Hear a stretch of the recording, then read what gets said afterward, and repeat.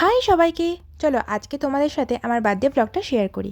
সেদিনের পুরো ডেকোরেশনটা আমি করেছিলাম।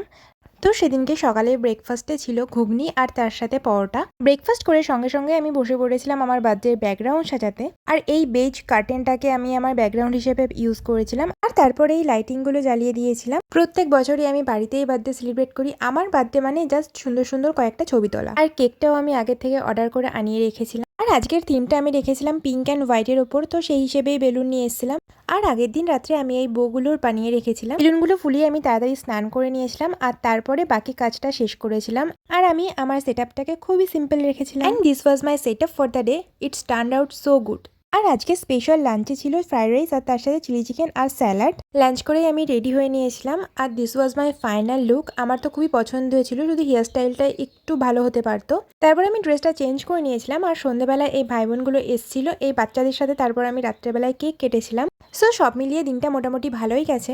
এভাবেই কাটালাম আমি আমার জন্মদিনের দিনটা। So that's it for today. See you in the next video. Bye by.